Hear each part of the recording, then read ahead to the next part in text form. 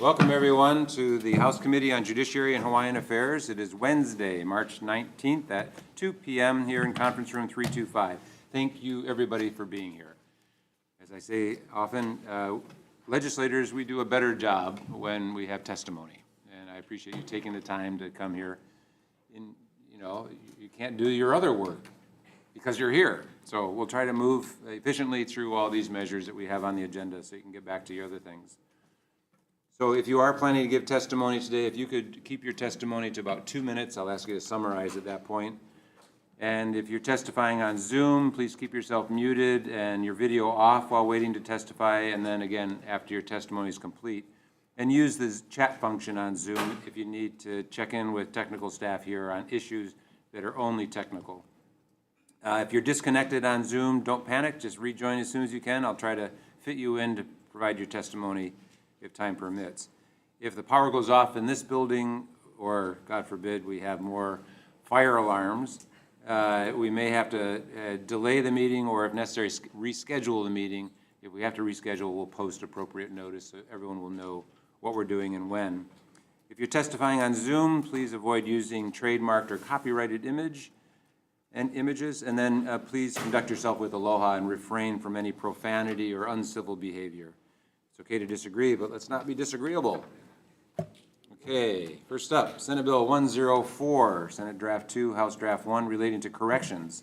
This measure restricts the use of restrictive housing in state-operated and state-contracted correctional facilities with certain specified exceptions, and it goes on, but that's the gist of it. First up, we have, let's go with Tommy Johnson first. Director, Department of Corrections and Rehabilitation. Thank you, Chair, Vice Chair, members of the committee. I'm Tommy Johnson, the Director of the Department of Corrections and Rehabilitation. So I'll summarize my testimony. In short, we strongly oppose this measure. We provided our 13-page policy along with the 9 attachments and forms, and that same policy and attachments have been posted online for some time now for all to see. The policy meets ACA, American Correctional Association standards, and the National Institute of Correction standards, and in some areas exceed it. In particular, troubling to us is that we're already doing what this bill asks us to do. So this bill is a bill looking for a problem that doesn't exist. We're very concerned with Section 1 on page 5, lines 1 and 2, because it appears to give the Oversight Commission decision-making authority with respect to placing inmates in certain types of housing that are actually in the custody and care of the Department of Corrections and Rehabilitation. That goes far beyond what the legislature intended when they created the Oversight Commission, which was to make recommendations to the department, to the legislature, to the governor, not to make this operational decisions for the DCR.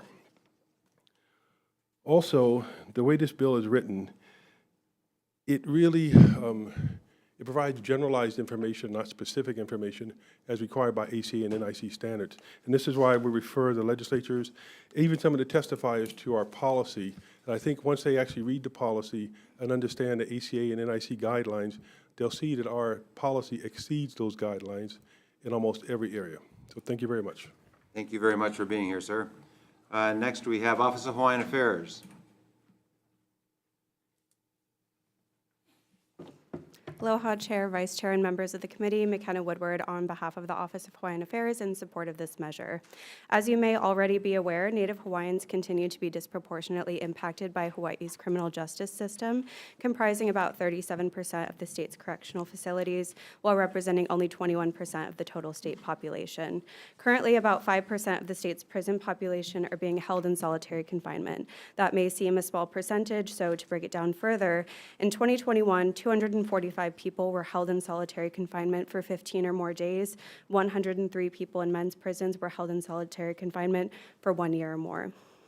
The United Nations Nelson Mandela rules prohibit the use of solitary confinement for a time exceeding 15 consecutive days and characterize this disciplinary sanction as a form of torture.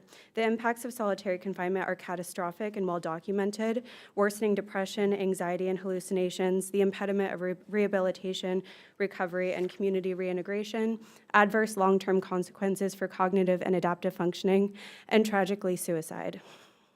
In addition to being overrepresented in prisons, Native Hawaiians experience higher rates of depression, anxiety, and suicidality compared to other ethnic groups in Hawaii. SB 104 would align Hawaii with the 42 other states which have already established laws restricting solitary confinement. If our prisons and those we contract with insist upon this extreme form of punishment, they must accordingly be upheld to scrupulous standards of conduct, only to be used as a last resort with strict limitations, representation, and frequent evaluation before, during, and after confinement. Therefore, OHA urges this committee to pass SB 104. Mahalo for your consideration. Thank you very much, Ms. Woodward. Next, Hawaii Correctional System Oversight Commission.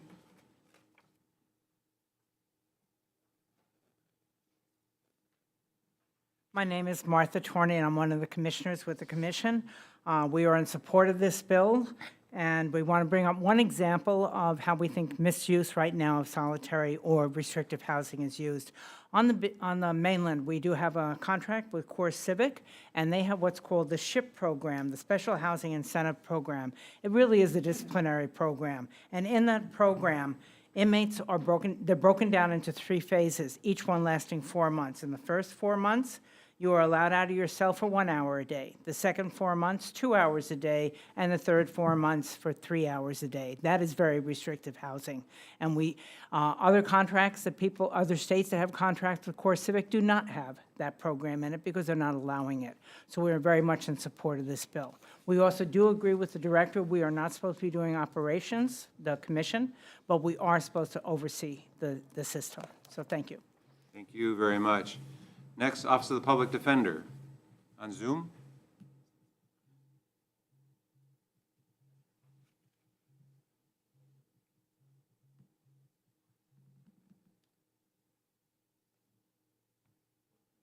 If you could unmute yourself, that'd be great. Thank you for allowing us to testify remotely. Is this in regards to the SB 104? This is, yes, SB 104. Okay, thank you. So in general, the Office of the Public Defender is opposed to the use of solitary confinement. However, if it is used, our office is in support of SB 104 that requires due process protection and independent oversight. These measures would prevent any abuse of the use of solitary confinement. Thank you. Thank you. Next, Lou Erdechek. Thank you. Good afternoon, Chair, committee members. I'm Lou Erdechek, Director of the Disability Rights Center. You know, I'm not unsympathetic to the plight that the director faces. I mean, jails, not just here, but around the country, have basically become the dumping ground for a failed mental health system. It's not what they're designed to do. It's not what they really are that good at doing, and yet they're forced to do it. And I think the director has been pretty candid over the years about the challenges. But we've been working on this issue for a long time, trying to restrict solitary confinement. And for a long time, we've been hearing from the department, oh, don't worry, we got these policies in place, we're good, we got it covered, we don't need legislation. So if you look at the testimony that was submitted right on page 5 of the policies, our issue is folks with mental health issues, not necessarily everybody in the prison.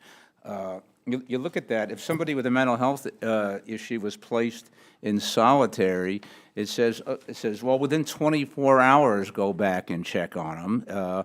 And then it says, if there's no mental health worker on duty, don't worry about it. Just check on them next time you're back in the facility. So that person could be sitting there for a long time.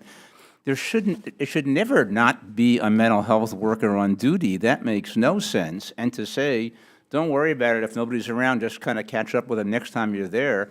That's not a policy, it's a recipe for a suicide. And speaking of which, it seems like every so often you read about a lot of them. So if all their policies on mental health and isolation were working that well, you wouldn't be having all those suicides. So we would urge the legislature to basically be a little more proactive with that, and I think codifying these kinds of restrictions in statute really makes perfect sense. So thank you. Thank you, Mr. Erdechek. Next, Kat Brady.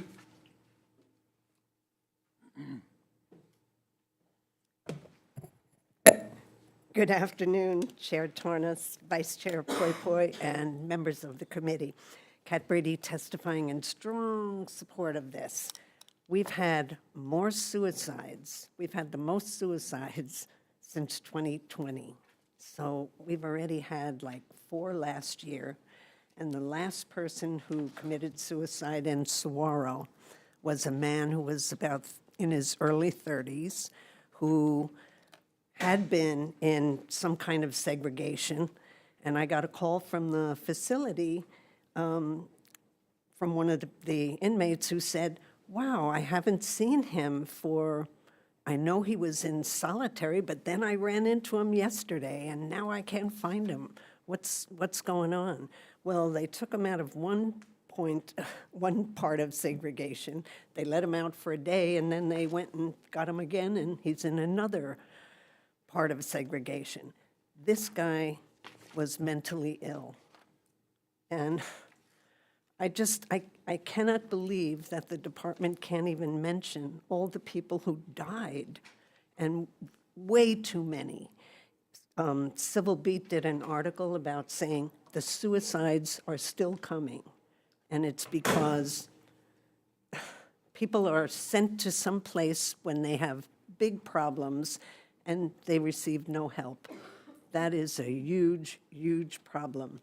We urge you to put this in statute. There can be 42,000 pages of policies, and yet the community has no input on how the policies are made.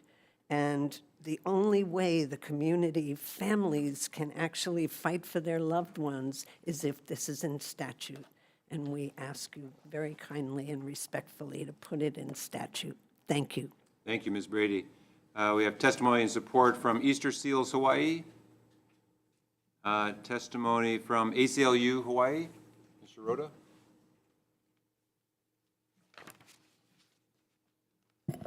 Aloha Chair Tarnas, Vice Chair Poi Poi, committee members, Carrie Ann Chirota, Policy Director on behalf of the ACLU of Hawaii. We strongly support this measure.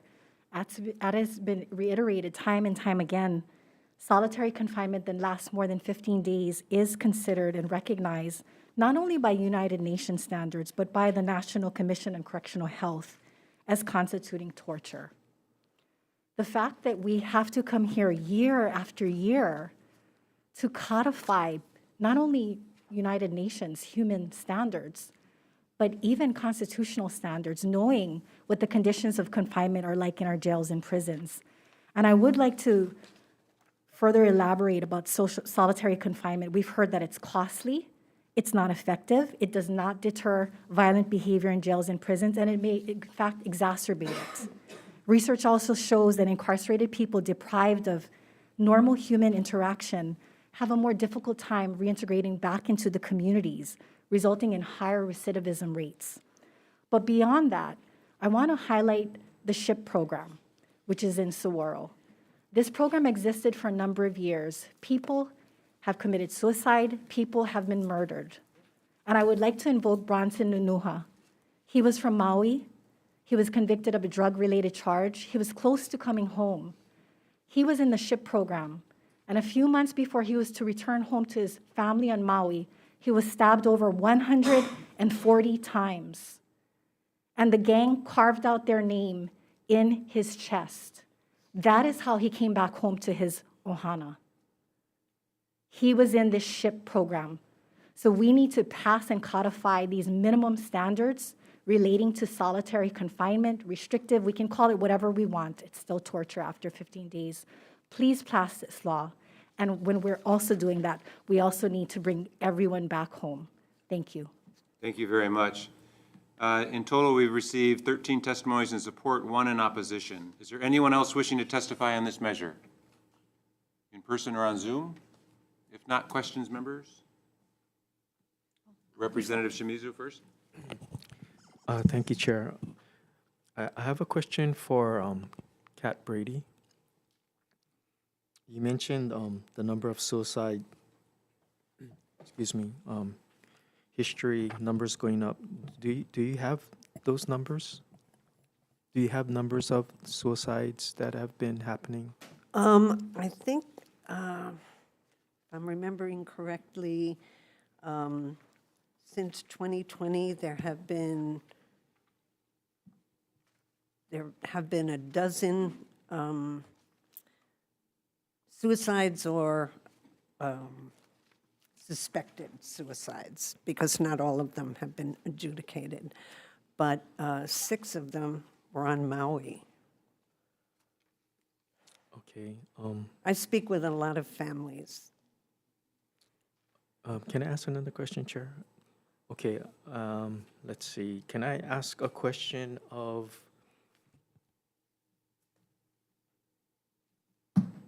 Director, please?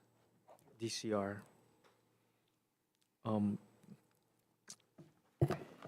I read someplace, I think it was in the Oversight Commission testimony, that in Saguaro, where they do have this program that was recently mentioned in the testimony, that there's Idaho that's also having their inmates there, but Idaho does not participate in this program, and I was wondering, why is that? It's based on the contract specifications, the scope of services in Idaho's contract versus ours. But I can clear up some misinformation about the SHIP program. The SHIP program is a year. It is in 3 phases. It was 18 months. We reduced it to a year. Inmates earn their way into that program due to gang activity, due to high misconducts, violence, things like that. So people are just not chosen and put in there. And it's a step-down process. And I provided the commission coordinator, Kristen Johnson, with a schematic, a graph of the program where they are allowed out of cell more than 1 hour, more than 2 hours, more than 3 hours. They are allowed unrestricted legal contact via telephone. They are let out for programs, and then we bring the libraries to them. So I think that's a misinformation on the SHIP program. But I also think, too, that when we say segregated housing or solitary confinement, there are different types. There's administrative segregation, disciplinary segregation, protective custody. So we have different types. So protective custody, the person is there because we believe that their life is threatened or they're going to be harmed in some way. We have administrative segregation when the person is pending adjudication of a misconduct, and then disciplinary segregation when the person has been adjudicated and found guilty of the misconduct. But in all of those types of housing, they're not restricted from legal contact, they're not restricted from religious services, and we bring the libraries to them, and we bring programs to them in the facility, in the cells, or in those housing units. It's just that their movement is restricted. Okay, thank you. Thank you for explaining that. I have just trying to wrap my brain around the opposing viewpoint that over 15 days is considered, quote, torture, which is much less than the 1 year that is being done at Saguaro. And why doesn't Idaho have those same requirements? And you mentioned it's in their contract, so I guess we could have the same language in our contract. So is there a reason why we have it and Idaho doesn't have it? Right, because we have a huge problem with gang activity in our facilities, and including at Saguaro. As one of the testifiers mentioned, inmate Nanuha was killed. He was killed by another Hawaii inmate. All of the murders in our facilities are committed by other Hawaii inmates. They're not sent there and forgotten. Violence is a part of incarceration, unfortunately. And any life that's lost, whether it's suicide or violence, is a tragedy. But we have to understand the people in the environment we're dealing with. And I'm not advocating that we should get rid of the SHIP program. I'm advocating that the SHIP program actually helps those inmates stay away from gang activity once they get out, because they don't want to go back into SHIP, and they're allowed to do programs while they're there. I think what some of the testifiers don't understand is it's okay to be an armchair quarterback and sit back and say something is wrong, but you're not the one who's responsible to man those posts, to run those facilities, responsible for the lives of those people in the facilities. And when you have that perspective, it's a little bit different, because if you don't have safety and security in the facilities, and you don't have good governance, you don't have a facility at all. What you have is complete mayhem. So Director, do you have the data of how many suicides or fatalities that have occurred, and the person who committed that murder? as you say, that it's being committed by fellow Hawaiian inmates. If So you- do you have that information I don't have it on with me, but record? we report every assault and we report every death to the governor. So we have the information on every inmate death. So if you give me the period that you're looking for, we can provide that from every facility. Providing the investigation is not still ongoing, we then can provide you what the result of the investigation was. Okay, thank you. Thank you, Chair. Whatever information you provide, if you could provide it to me and I can share it with the committee members. Do you have a period you want me to take a look at? Unless Chair has, or other, 5 years, the last 5 years? Okay, we'll go about from 2019 to 2024, is that okay? That's fine, thank you. Thank you, Chair. Thank you. Representative Belatti. Thank you. From the Hawaii Correctional System Oversight Commission. So I think I want to acknowledge that this is actually the first time that this bill has moved fully through House committees. Yes. Yes, so this is our first take on it, and you're going to have to educate a lot of us on this side of the table. My question for you is, I don't know if you were involved in the drafting of this bill. No, but Ted Sakai was, our former director, who is nationally known for his work in corrections, yes. Yes, and my friend and former constituent as well. Do you know if this is drawn off of any other state statutes? Because I don't know the context and the history behind where this language from the bill came from, other than that it's from Ted, and I believe in him Yeah. completely. But I just, is there any best practice and standards and other statutes in other states that we can look I to? think part of it's mentioned here, but I really would refer to Kat Brady would be in a better situation to answer that particular question. Okay, let's hold that for now, and then I want to ask a further question. Sorry, Chair, is that Please, go okay? ahead. We have in the director's testimony that their policies have been updated as of 2024. Has the commission done any work around that particular policy? And maybe you can speak, whether it's this policy or just policies in general. How has the commission dealt with some of these policies and the communications and the oversight? In our role, I mean, we have many things we have to deal with, and we haven't focused specifically on this, except for at Saguaro. And that was after a visit to Saguaro and talking to inmates in Saguaro and then telling the staff that this is what is happening there.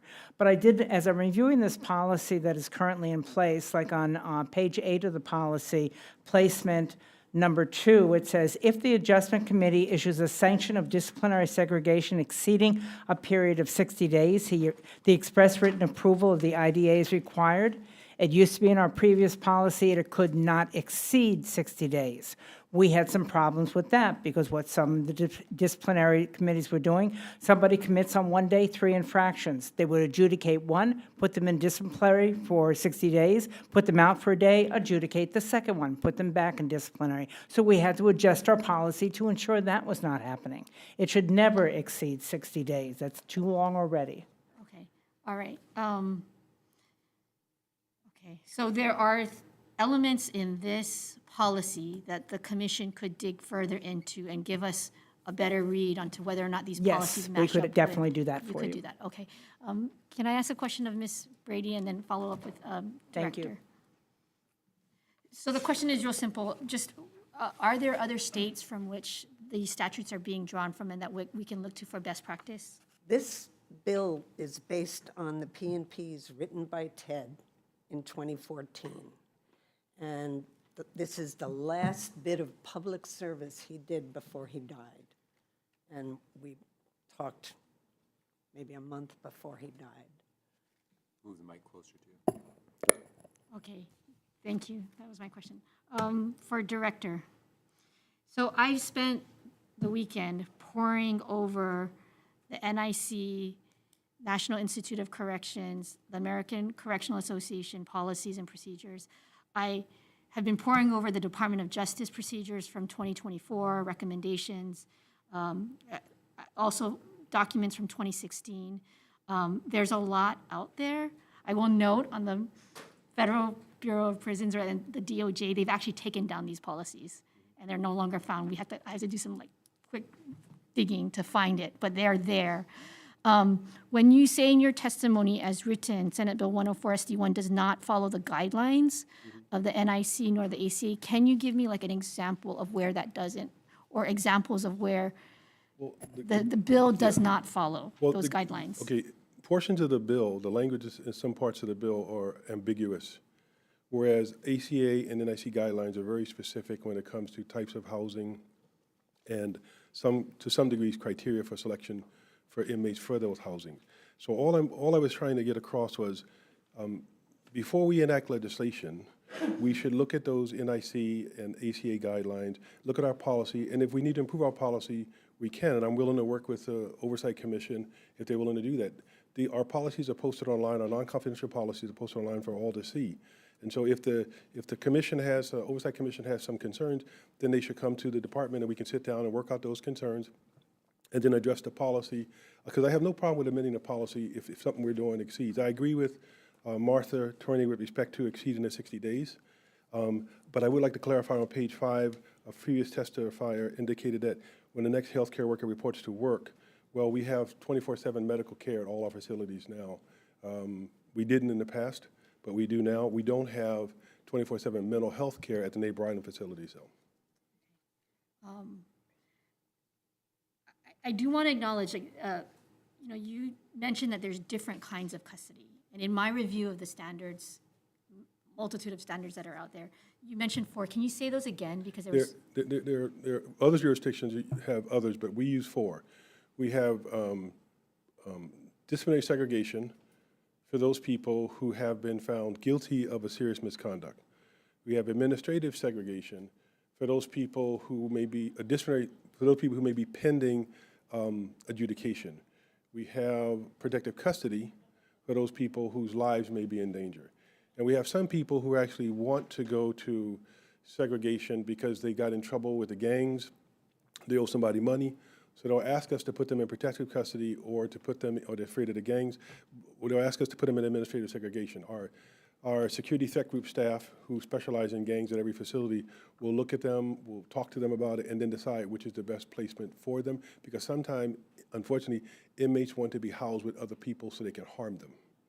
So they may claim that they want to go to PC, they're a gang member, they want to go there to harm somebody else. Okay. All right. Those are the questions I have for now, Chair. Thank you. Thank you, Director. You're welcome. Other members have any questions? Representative Shimizu, second time. Thank you, Chair. Director, I want to thank you for your work. I don't envy your position and the problems that you have to face.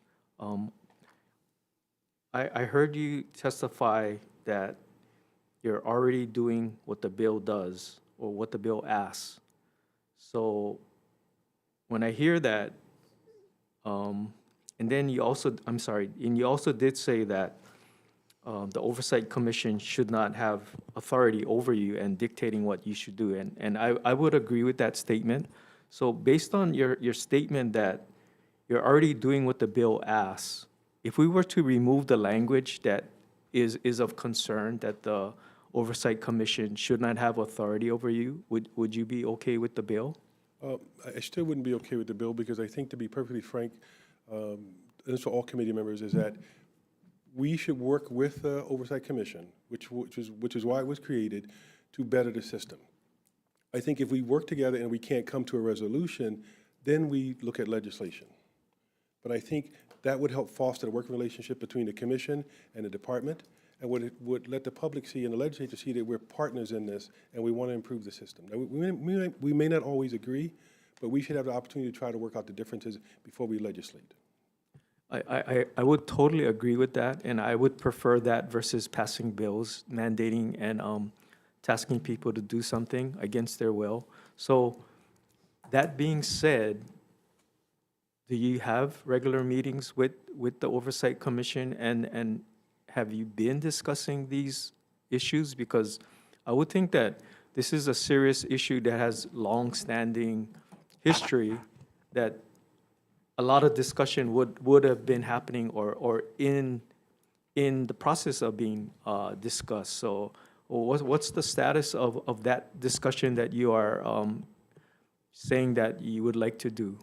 Well, a couple of things. One, the commission has a meeting every month that I try to attend. I attended the last couple of meetings. They visit the facilities. I'm in contact with Christian Johnson, the coordinator, not on a daily basis, but maybe a couple times a week we speak on the phone. Not once did the commission coordinator ever indicate there was a problem with this bill even after, the problem with the policy even after the bill came up. So in my testimony, that's why I specifically mentioned that the commission never mentioned it before, and if the commission does have issues with the policy, let's sit down and work it out. And they have a lot to do, and they only have 3 or 4 staff. Their mission is huge. I don't think they have enough staff to do what they mandated to do. But if the issue's that important, then we should have the opportunity to sit down and work with them and come up with a happy medium that we all can live with. And if we can't, then the commission can propose legislation where they think we are at an impasse and where they think we may be harming people in the policy. I think that's the more appropriate route to go. Can I ask one last question? One last question. Thank you for your indulgence. Can I ask Oversight Commission to comment on your perspective of this situation? I think this discussion is implying that this bill comes from the commission. It does not. It comes from other people who are very concerned about overuse of restrictive housing in the correctional facilities. We do have a very large mandate, and we address many, many things, and this is just one of many issues that we will be addressing. When I say I agree with the director that we should not be involved in operations, this bill does not ask us to get involved in operations. It asks that we monitor, that we overview, and we submit reports. That's what we do already. Did that answer your question, I hope? Yeah, it doesn't, but I'll be respectful to Chair's timing. Thank you. Okay. Question for the director? Thanks, Martha.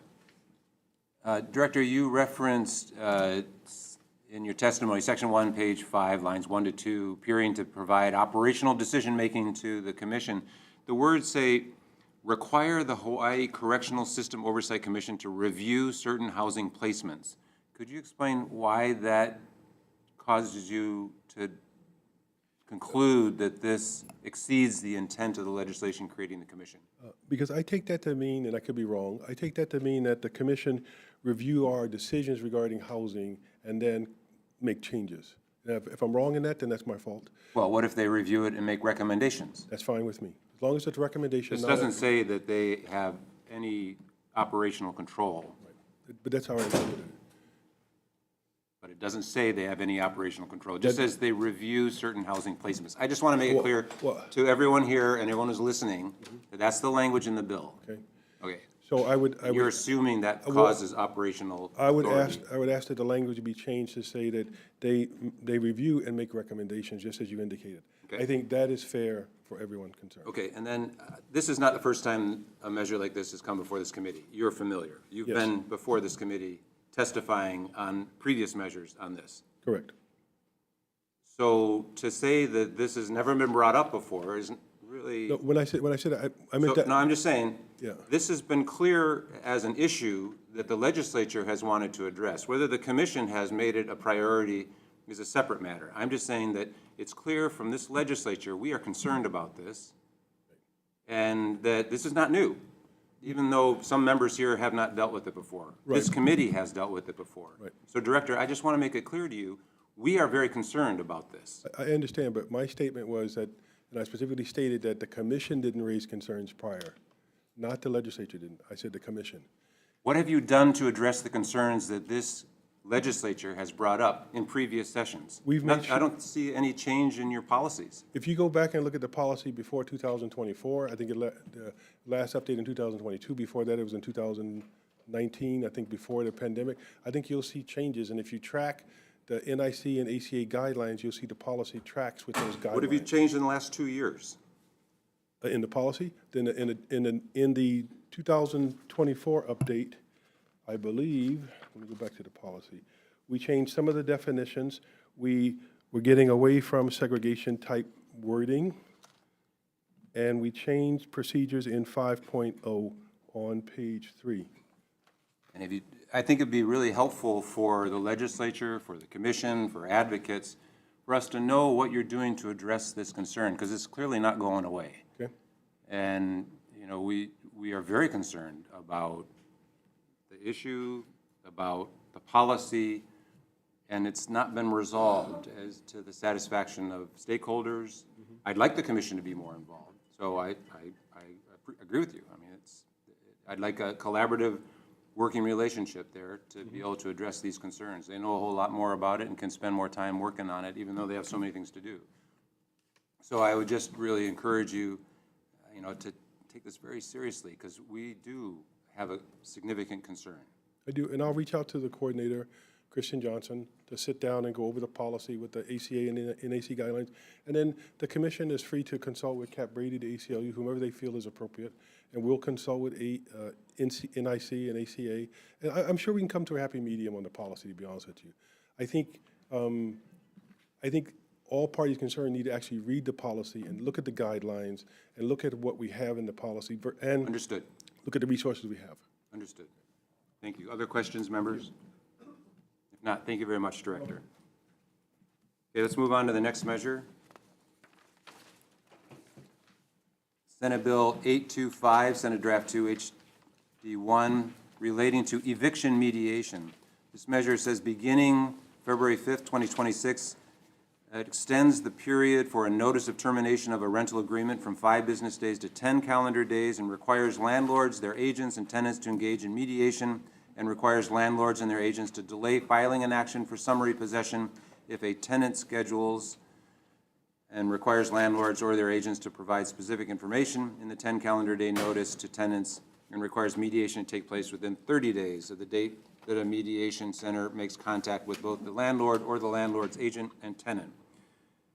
First up, we have testimony and support from the Department of Human Services.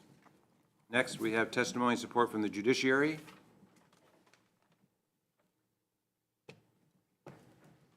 Welcome, sir. Thank you, Chair, Vice Chair, Representatives. My name is Jeff Crabtree. I'm from the Judiciary Center for Dispute Resolution. We're largely stand on a written testimony, be available for questions, but I have just 2 brief comments I'd like to highlight. First, some of the opposition to the bill basically implies that the measure would not truly be helpful unless there's also a rent relief component to it, namely money for the landlords. Judiciary just respectfully disagrees with that. We see the success of mediation in our district courts and family courts every day. And while it's technically true that, sure, if you had money with rent relief, it might increase the benefit of the measure, the fact that there is no rent relief should not take away from the benefits of mediation. And then, second comment briefly. Well, first of all, we had details about what I just said in our written testimony. But second thing that I did not mention in our testimony, because we're just getting stats out now. Last session, Act 202, the legislature established pre-eviction mediation for Maui fire survivors. Our office has been helping to administer it. We're now 5 weeks into it since the governor listed the moratorium, and we are getting a good percentage of agreements between landlords and tenants for the cases that actually go to mediation. And there's no rent relief in that bill, so more evidence that mediation is effective. Thank you very much. Thank you, and I appreciate you educating us about even without funding for rent relief, mediation does help. Thank you. You're welcome. Very good message. Thank you for the opportunity to testify. Certainly, certainly. Okay, next we have the Mediation Center of the Pacific.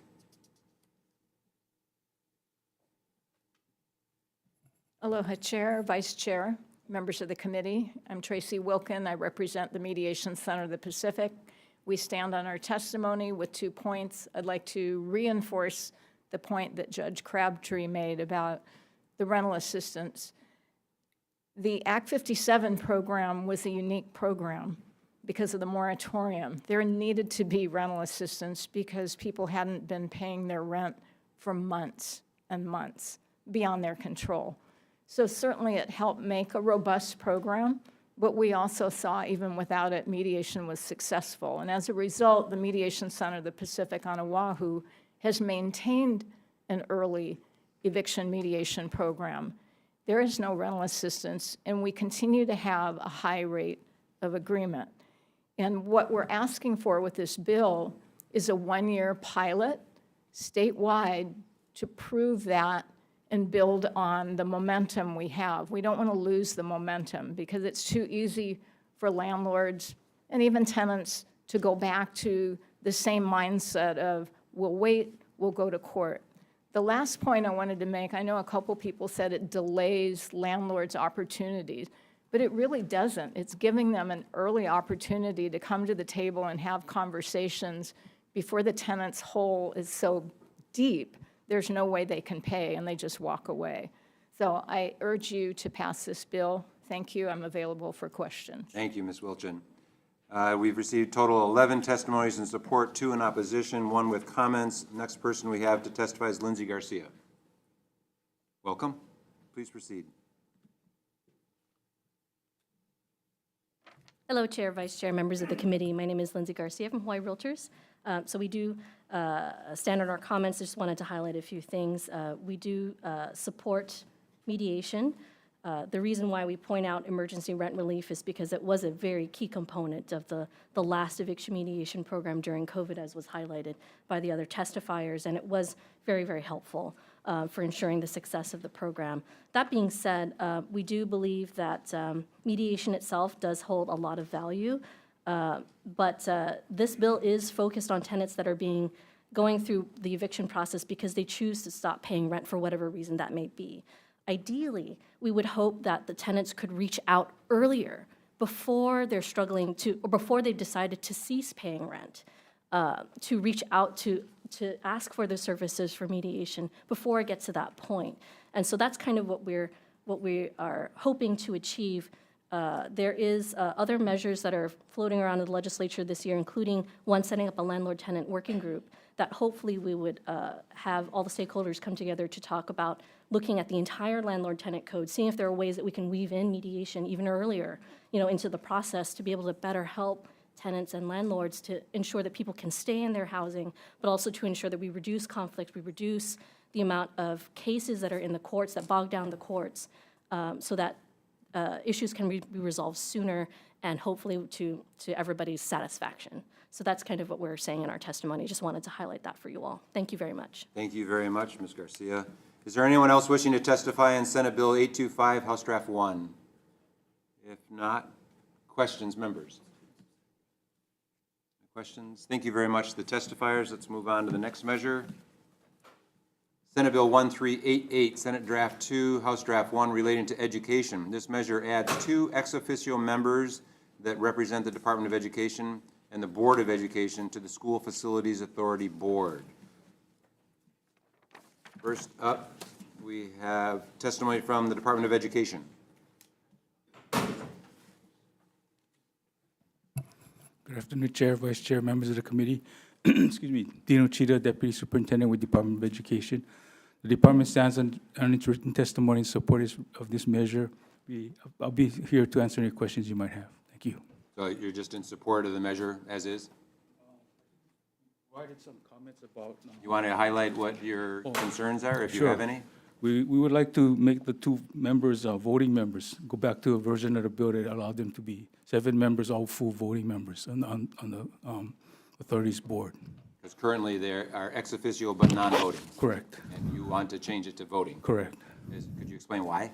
Well, the SFA has a lot of authority, a lot of power, and I think we're responsible for the school and the facilities. And I think it's important that the DOE has a say in whatever SFA does on the school properties, as it might impact the learning environment for the students.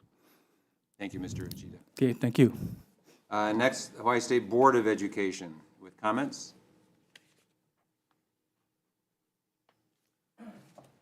Aloha and good afternoon, Chair Tarnas, Vice Chair Poi Poi, and members, Capson Poi, Executive Director of the Board. And just here, you do have our written testimony supporting the intent of the measure, and we do want to thank the committee for hearing this administration bill. I do want to make sure I note that that was similarly voiced. The board does believe that having its voice on the SFA board it would help with some of the accountability, strategic input, as well as oversight, and therefore, similar to the department, the board prefers that they be voting seats. Mahalo. Thank you, Mr. Poi. Next, Hawaii School Facilities Authority. Good afternoon, Ricky Fujitani with the School Facilities Authority. We offer comments. The authority is committed to collaboration, and we support any change in government that improves collaboration between the authority and the Department of Education. Thank you. Okay, thank you. Anyone else wishing to testify in Senate Bill 1388, House Draft 1? If not, questions, members? Representative Russo. For Mr. Poi, please. So I'm just curious about the context that gives rise to this bill, because the structural situation has been in place for a few years. So I'm wondering, are there specific conflicts or specific examples you can provide as to why it's now necessary to change the structure of the SFA board? Sure.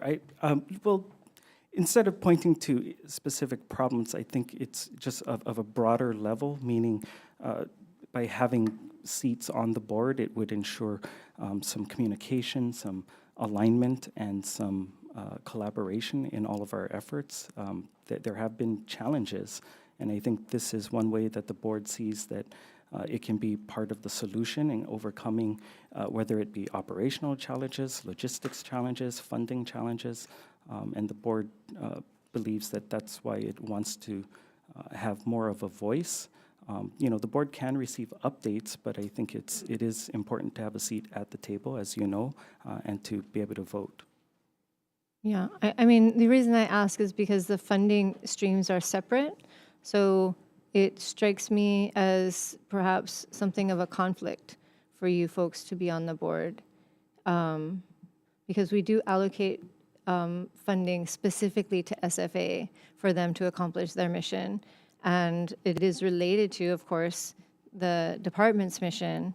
But I feel like the department is already struggling in multiple areas. It strikes me as strange that you seek to have more authority over this space, and yet there are so many other areas where we could be. Yes, I will give you, again, there are challenges, there are other things out there, but to your point, right, the department is SFA's largest client. Right. And although the board has more oversight than just the department, including the libraries, the charters, teacher standards board, but the department takes up more than 95% of the board's attention. And so that's, again, why the board is trying to be here present at the table. I've said earlier to, I think at another hearing that, it's clear our communities and our keiki, they are definitely needing school facilities. And this is part of the board trying to get that moving. Okay. And so just like to be clear, like on boards, it's usually that body's authorizing organization, right? And we don't normally see clients of that body also incorporated into the board. So that is just really like the source of my questions. So, Okay. So thank you. I appreciate it. Okay. Yeah, thank you. Thank you, Chair. Thank you very much. Other questions, members? Representative Shimizu? Thank you, Chair. I have a question for DOE. So my line of questioning is kind of following Representative Peruso's, because my understanding is the SFA was created for a purpose. And as Representative Peruso just mentioned, it would be odd for the client to be part of this board that is overseeing and tasked with a mission. So my understanding is there is regular meetings between the SFA and the DOE as the client. Is that correct? Yeah, we've started some recently. We're meeting, I think, weekly and bi-weekly right now. Weekly and bi-weekly? Yeah, one is every 2 weeks, and I think one is every week. Okay, that sounds pretty often, in my opinion, as far as you having the opportunity to communicate, express your concerns that you testified that you would want to have that opportunity, and that's the reason why you want to be on the board. So I don't understand the reason for being on the board when you already have that opportunity meeting once a week or even bi-weekly to have free communication, expressing yourself, and having that free ability at this point. So why would you need to be on the board when you already have this communication opportunity? Well, a lot of decisions at the board level would probably, or would impact our facilities, because while SFA is charged to do construction, most of the construction will occur on DOE lands. And we are concerned about potential impacts for our operation of the schools. That's why it's important that we get involved at that policy level to understand the direction they're going, and we can protect, the education environment of our school systems.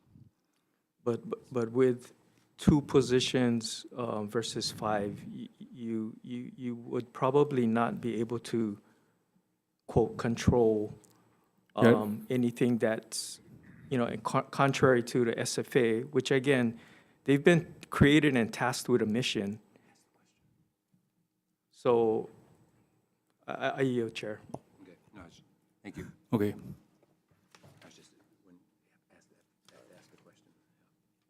Okay, any other questions, members? If not, thank you very much. Thank you very much to the testifiers. We'll move on. Senate Bill 423, Senate Draft 1, House Draft 1, relating to the Early Learning Board. This measure adds the director of the Hawaii Head Start State Collaboration Office or their designee as an ex officio non-voting member of the Early Learning Board, and requires the Early Learning Board to invite the president of the Head Start Association of Hawaii or their designee to serve as an ex officio non-voting member of the board. And it requires the Early Learning Board to invite a representative of local providers of early childhood education and development services to serve as an ex officio non-voting member if no voting member fulfills that role. First up, we have the Executive Office on Early Learning.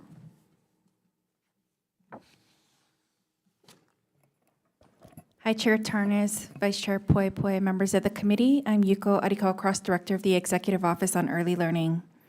We stand in strong support of SB 423 HD1, and I thank the committee for hearing this bill. In February, this committee heard and passed out a similar measure, HB 1066. That bill and this one before you this afternoon address the need to bring the composition of the Early Learning Board into compliance with the Federal Head Start Act. The only substantive difference between SB 423 and the House bill that you previously heard this vehicle also contains language to ensure that representation of early childhood education and development services is included in the makeup of the board going forward. This is also a requirement of the Federal Head Start Act, but was not included in the original version of the bill because the membership of our current board includes an individual who satisfies this requirement. We support the addition of this language to ensure that this is not accidentally overlooked in the future. And the EOEL supports the current version of this bill and respectfully requests the committee's consideration of an amendment to change the effective date to upon approval. Thank you. Thank you very much. Next, the Early Learning Board on Zoom. Please proceed.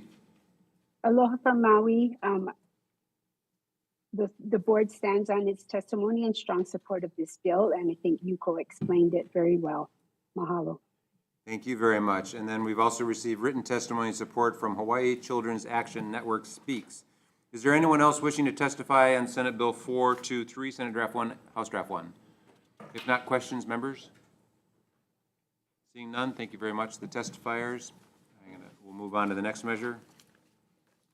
Senate Bill 1009, Senate Draft 2, House Draft 1, relating to parking. This measure establishes a state-reserved parking space enforcement fine for parking in parking spaces reserved for persons with disabilities or electric vehicles to be deposited into the Safe Routes to School program special fund, and increases the fines for any person who parks a non-electric vehicle in a space designated and marked as reserved for electric vehicles. First up, we have the Department of Accounting and General Services. On Zoom, Mr. Arakaki, please proceed. Aloha Chair, Vice Chair, and committee members. We stand by the written testimony submitted by the comptroller and available to answer any questions. Could you summarize the main points of the testimony, please, for those who might not have had a chance to read it? Sure. So we do have comments on this measure. Although the measure identifies that only reserved parking space enforcement fines be deposited into the Safe Routes for School program fund, it does contradict with the statute HRS 10711 that states all fines collected by the motor pool parking control go into the state parking revolving fund. Thank you very much for that explanation. Sure. Next, we have testimony support from the Disability and Communication Access Board. Yes, hi, good afternoon, Chair. Thank you for hearing this bill. And I want to thank your staff and Vice Chair staff. We submitted testimony on the bill that's actually being heard in a different committee yesterday, and they helped us get that corrected this morning. I'm here on behalf of our Executive Director, Kirby Shaw. DCAB is in support of this bill. DCAB is not in charge of enforcement, but we are in charge of issuing the disability parking permits. We have over 100,000 people in the state that currently have one, and they often do contact us when they run into problems, observe misuse and abuse of accessible parking spaces. So we know that it is a problem out there. So anything that can serve as an additional deterrent like this bill does, we strongly support. Thank you. Thank you very much. We received testimony from the Department of Budget and Finance. You want to testify on a later bill or this one? Director Salaveria. Good afternoon, Chair, Vice Chair.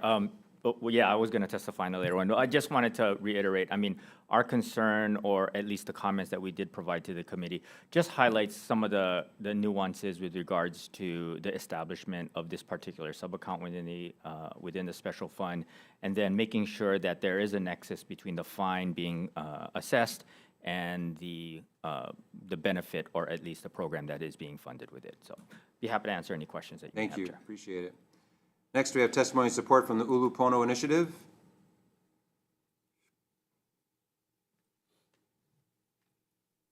Thank you so much, Chair, Vice Chair, and members of the committee. Mariah Yoshizo on behalf of Ulupono Initiative. We are supportive of this measure, in particular, the Safe Routes to School, a portion of the fines going to the Safe Routes to School program special fund. An analysis of Hawaii EMS calls showed that children are most likely to be injured when they're walking or biking to school. So we hope that through the means of this bill and finding funding mechanisms to build safer infrastructure, we can help mitigate that risk, and the safety of our children can be top priority. There's over $800 million that we need to invest in infrastructure projects, and that's just a preliminary search. So that we hope that by a portion of these fines going to that, we can start to chip away at that need. So thank you so much. Thank you very much. Next, we have Abby Seitz with Hawaii Appleseed Center for Law and Economic Justice on Zoom. Good afternoon, Chair, Vice Chair, and members of the committee. My name is Abby Seitz, and I'm testifying on behalf of Hawaii Appleseed Center for Law and Economic Justice. We are providing comments on this measure. We support the intent of this bill, which seeks to address the misuse of parking designated for disabled individuals as well as electric vehicles, while also generating funding for the Safe Routes to School program. Our organization is, advocates for this program, which supports the building of pedestrian and bicycling infrastructure within a 1 mile radius of schools, and as Ulupono pointed out, is a critical need in Hawaii. We are, however, concerned about some of the steep fines proposed in this bill and worry about the negative impacts this could impose on low-income residents, and as such, we have a few suggested amendments in our written testimony. Thank you so much for this opportunity to testify. Thank you very much.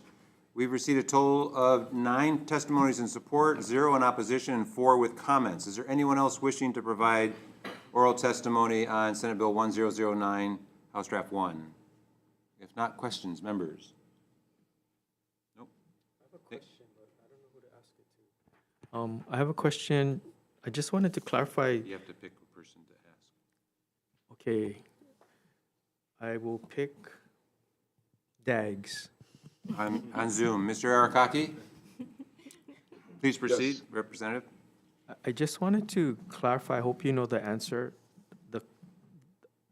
The new fines that are being proposed, do you know that? Yes, the $100, I believe it is. So it's an additional 100 to the current fines. My understanding is handicap stall is $250 to $500, and the new law would be an additional $100 to the existing. That's correct. And as far as the EV, would it just be another $100 to the existing also? Gosh, I think that has also increased. Currently, it's at $65. So it would be an additional $100 to the current fine of $65. Okay, understood. Thank you, Chair. Thank you very much. Any other questions, members? Not, thank you very much to the testifiers and members. Let's move on to the next measure. Senate Bill 662, Senate Draft 1, House Draft 1, relating to transportation. This measure authorizes county police officers to enforce the statewide traffic code on all public streets, roadways, and highways within the state. We have Jacob Weincheck testifying in support. Is there anyone else wishing to testify on this measure? If not, questions are not going to have any, we don't have anyone to ask, so we'll move on. Senate Bill 1667, Senate Draft 2, House Draft 1, relating to transportation. This is an omnibus bill with a whole lot of things in it. Prohibits any vehicles from blocking marked crosswalks. Requires a person under arrest who refuses to submit to a breath, blood, or urine test to surrender their license to a law enforcement officer. Increases the duration of the suspension of a license when a person is arrested for driving under the influence and refuses to submit to a breath, blood, or urine test. And it goes on. It authorizes State Highway Safety and Modernization Council to select new areas for additional photo red light imaging detector systems, authorizes DOT to implement additional automated speed enforcement systems in school zones, and requires annual reports. First up, we have the judiciary with comments on Zoom. Please proceed. Good afternoon, Chair Tarnas and Vice Chair Poy. Ernest De Lima with the Judiciary on behalf of SB 1667. We submitted written testimony and would stand on that. I'll make some comments. In general, our concerns are with the potential for the additional volume that would be created by these potential 25 additional automated speed enforcement systems on the judiciary. We would request that any expansions be made in consultation with both the community and judiciary if possible. We did provide some examples of the current 10 cameras that are active and the types of numbers that are generated from that monthly is about 1,900 that need to be processed by the courts. That's just for the 10 that are currently active. We did ask that potentially that there might be consideration for an appropriation of $750,000. And that would be used to help the judiciary to develop its data system to ingest e-citations that will be coming in potentially from law enforcement who might be utilizing a variety of different vendors throughout the state for this particular initiative. It also helped us to develop our information system to update that and to try to minimize the data entry that's required on our staff. And then also allow us to kind of assist with future expansion for this purpose. So those are kind of our concerns that are outlined in our testimony, and I can be available for questions. Thank you. Thank you very much. Next, we have testimony from the Office of the Public Defender on Zoom. Thank you. The Office of the Public Defender is in opposition to several aspects of this bill, The first one is that we oppose the mandatory driver's license suspension with respect to the reckless driving offense. We feel that the penalties that are already statutorily mandated, which include an SR 22 that is triggered from a conviction of this offense, is the adequate and sufficient punishment and deterrent. Having an automatic driver's license suspension or a mandatory one would be overly burdensome and disproportionately impact the lower income segment of our community. Another portion of the bill that we are in objection to is the increase of the driver's license suspension for the under 21 breath refusal. That is enhancing the penalty for a 3-year license suspension if a 19 or 20-year-old, 18, 19, or 20-year-old refuses to participate in the breath test. This is more than what an adult would face, somebody who's over 21. And I'm not sure why the bill was written that way, but ideally the adult who's over 21 should know better than somebody who's 18, 19, 20. And this portion or this segment of the population is really the younger portion, which we should be supporting and setting up for success, making sure that they're able to go to school, be gainfully employed. And at least the Office of the Public Defender has a large segment from the west side of rural communities. And this measure with 3-year license restriction or suspension disproportionately impacted those individuals. And having a mandatory increase in the license suspension is also in contradiction to the shift in what the district courts are really trying to do. The district courts are really trying to shift from this punitive withholding the driver's license to more of a promoting and enabling people to get their license back under the law. And part of that is because the court, as well as my office, the impact on the community when an individual does not have a license, it impacts their ability to get a job, the income, to take children to school, to take family members to medical appointments. If you could summarize, please. We're objecting to this, and I'm available for questions. Thank you. I appreciate your testimony. And next person who said they wish to testify is Abby Seitz, Hawaii Appleseed Center.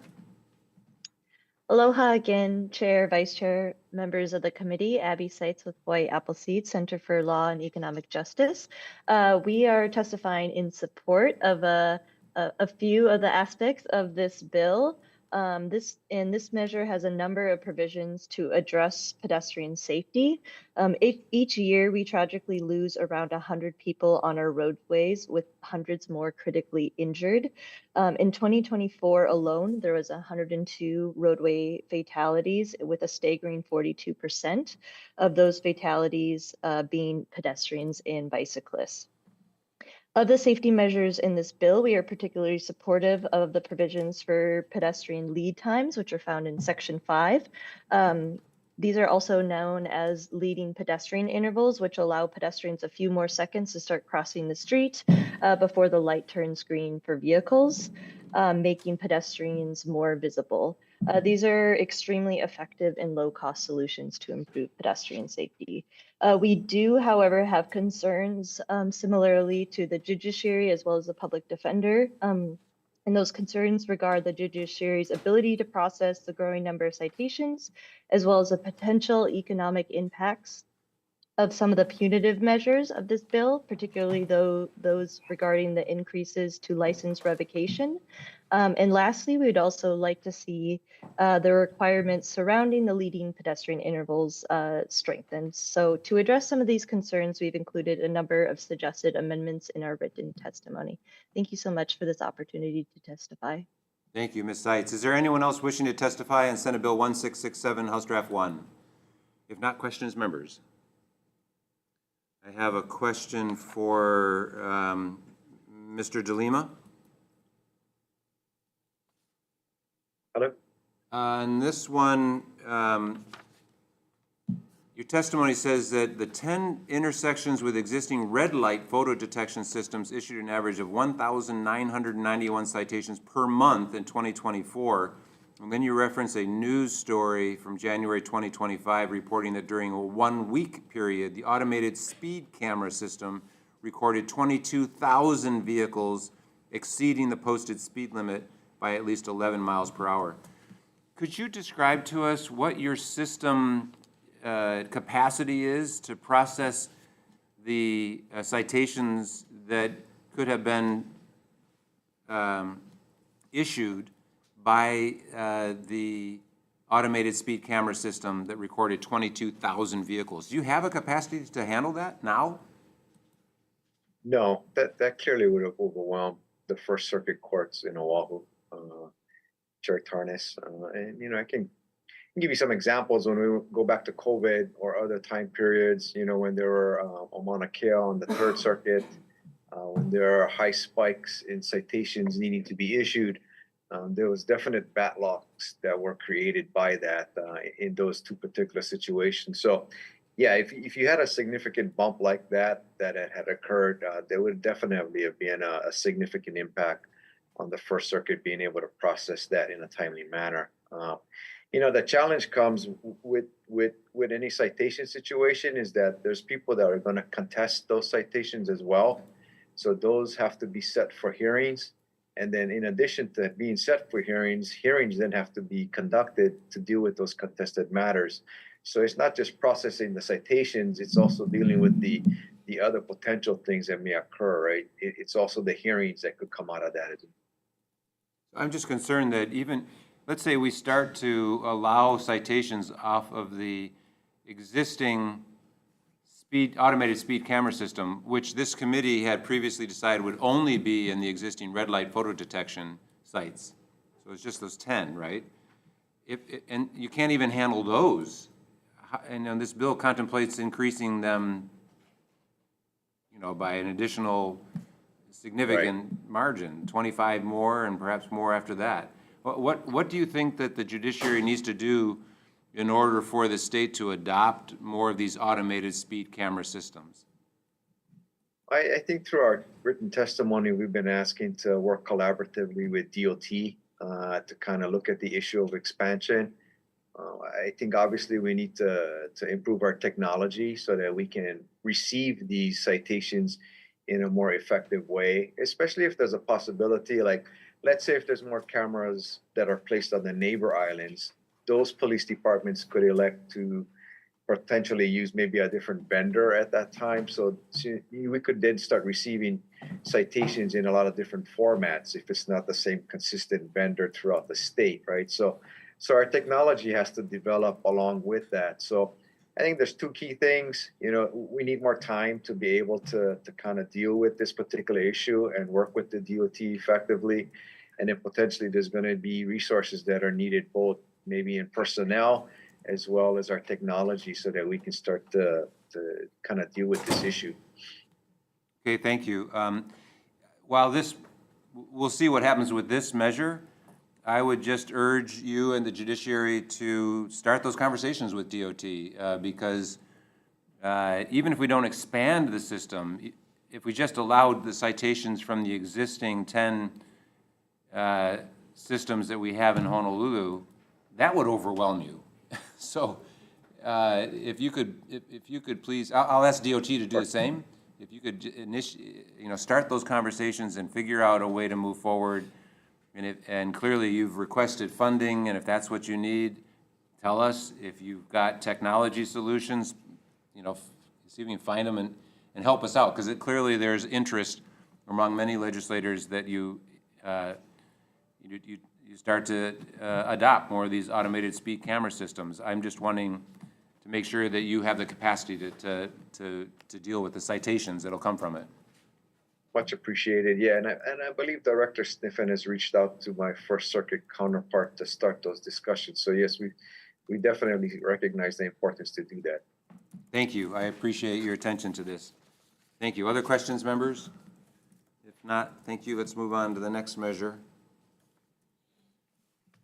Senate Bill 763, Senate Draft 2, House Draft 1, relating to the Department of Law Enforcement. This measure establishes the agricultural enforcement program within the Department of Law Enforcement and establishes a special fund. First up, we have the County of Hawaii Office of Prosecuting Attorney in support, and we have the Hawaii Farm Bureau, Mr. Miyamoto.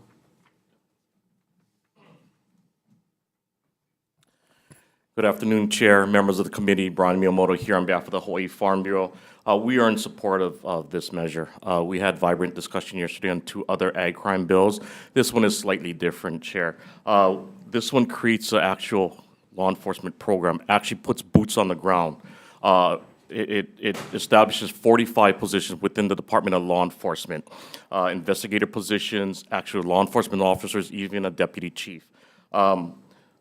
We believe that this will have some results because they'll work directly with the farmers. We'll get our own police force. It also will coordinate with the county police and Dole Care. So again, this is a really comprehensive law enforcement program that will be able to work direct with the farmers and ranchers, build those relationships, build up the trust, and we believe this will go a long way to decreasing the amount of ag crimes that we are seeing that are impacting our farmers and ranchers. So we are in strong support of this measure as well as the other, the other law enforcement or ag crimes bill that passed yesterday. So we ask for the committee's consideration on passing and moving this bill forward. Thank you for the opportunity to testify. Sure, thank you very much. We've received written testimony and support from the Purple Maya Foundation, and we have testimony on Zoom from Nicole Galase, Hawaii Cattlemen's Council. Thank you, Chair, Vice Chair, members of the committee. Nicole Galassi on behalf of the Hawaii Cattlemen's Council. We're in strong support of this bill because it gives both the funding and the directive to the Department of Law Enforcement to directly address ag crimes. We believe that Department of Law Enforcement is the best department to deal with this because they've already been engaging with agriculture, and the Department of Law Enforcement has that background, the experience to deal with dangerous crimes that come up, things like trespassing with a gun, poaching. And so thank you for considering this bill. Mahalo. Thank you very much, Ms. Galase. Next, we have Raquel Achiu on Zoom. Please proceed. Aloha, Chair. Aloha, Vice Chair. good to see you again. I know you couldn't have a day without me, so. You bring sunshine to my life. Please proceed. Appreciate the opportunity and the inclusion here. I have submitted written testimony of which I stand by, and as well mirror Hawaii Cattlemen's Council and Hawaii Farm Bureau's testimonies. This opportunity of this bill provides an actual move and some real tangible recourse for us, and that's just what we need. You know, we're just trying to ensure. I think the biggest part of it is ensuring that the jurisdiction part of it is addressed for response and ability to call upon DLE, whether you're on state property, city property lease, or even private property. My experience has been very difficult with getting response being on leased land by a private owner. So I'm hoping the jurisdictional part of it can be addressed, and understanding that there is someone that we can call and say, hey, I got a problem right here right now. Who do I call? The whole process part of it, and really put some meat behind addressing and attacking the problem and making sure that, you know, we have the recourse that we have been talking about. So I appreciate the opportunity and look forward to seeing this through. Mahalo. Thank you very much for your testimony. Is there anyone else wishing to testify in Senate Bill 763, House Draft 1? Seeing none. Questions, members? Seeing none, thank you. Let's move on to the last measure on our agenda for testimony, and that is Senate Bill 935, Senate Draft 2, House Draft 1, relating to government. This measure does a number of things, sets the retirement allowance for a member who first earns credited service as a judge after June 30th, 2025 to 1.75% of the judge's average final compensation for each year of credited service as a judge. It also reduces the minimum number of years of credited service qualified Tier 2 employees retirement system members must have to be eligible for vested benefit status for service retirement allowance purposes from 10 years to 5 years, and it increases employer contributions to offset the resulting liability. First up, we have the Office of the Governor in support. We have Department of Labor and Industrial Relations in support. Hawaii Employer Union Health Benefits Trust Fund with comments. Department of Budget and Finance with comments. Thanks for being here, Director. Please proceed. Good afternoon, Chair, Vice Chair, and members. I don't normally testify in front of the Judiciary Committee, so this is a I'm brand glad new to see you, process to sir. me. So, the department will stand on its comments. What we really wanted to highlight is that there are provisions within the bill that we just want the legislature to understand could result in an increase into the state's unfunded liability. I think there are provisions that within there, I will defer to ERS with certain provisions, but specifically the provision related to the sheriffs and the deputies. I think changing the particular benefit package that them will add to the state's unfunded liability, which currently stands at a little bit under $14 billion right now. And so we just ask if we do decide to proceed forward that again, I don't want the legislature to say, it's like, why did you not tell us that this would have added to the liability going forward? So I'll be happy to answer any questions that you have and leave it at Thank that. you. Thank you. You'll definitely need to, if this bill moves forward, you definitely need to be there for finance when they ask these questions. Next, the Employees Retirement System. Mr. Williams, welcome. Thanks for being here. Good afternoon, Chair, Vice Chair, members of the committee. I'm Tom Williams, the Executive Director of the Employees Retirement System, and I appreciate the opportunity to testify on Senate Bill 935. Chair, as you've articulated, this bill has three distinct components. The first relates to a reduction in the multiplier applicable to judges' service after June 30th of 2025. We take no position as it relates to that particular component. But we do provide what we think are clarifying comments. The second component of the bill relates to a reduction in the vesting period applicable to Tier 2 employees from 10 years to 5 years. The ERS Board has reviewed that particular recommendation and strongly supports it. We think it would significantly enhance the ability of our plan to recruit and retain new employees and improve the fiscal stability of the plan longer term. The third component relates to the provision of enhanced benefits for sheriffs and sheriff's deputies. We have some significantly strong concerns about the impact that enhancement would have on the ERS. It has a potential for retroactivity. It would potentially constitute an enhancement in benefits that's precluded by current statutes. We think that it does not provide for increased contributions that apply to enhanced benefits. Employers currently in this group contribute 8%. They'd have to contribute 14.2% going forward. Employers contribute 24% now, it'll go to 24%. So for those and additional reasons that's not yet stated, but in our testimony, we are significantly concerned about that component. I'm available to answer questions. Thank you. Thank you very much, Mr. Williams. Next, the Judiciary. Rod Miley.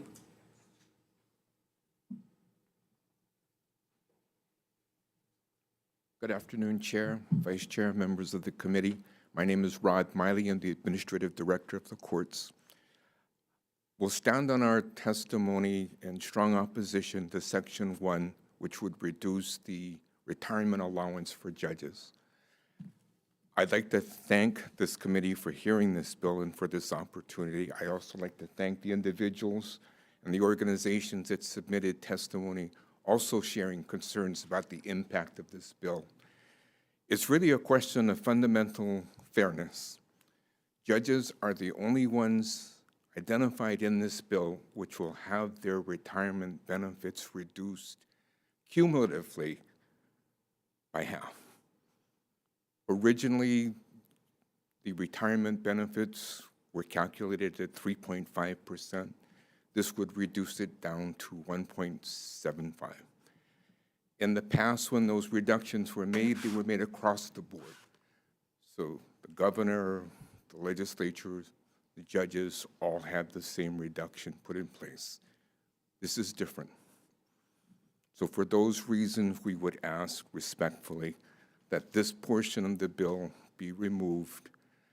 There are other parts that we think are good, but as long as this bill has this particular language, we have to respectfully oppose. I'm available for questions. Thank you. Thank you very much, Mr. Miley. Next, Judge Kim. Welcome. Please proceed. Good afternoon, Chair Tarnas, Vice Chair Poi Poi, members of the committee. The judiciary and the state courts are your last vestige to support the rule of law. The judiciary is the third branch of government. Legislators should get a pay raise. Legislators should be paid more. The governor should accept the pay raise, because your job is difficult. You have to run for election.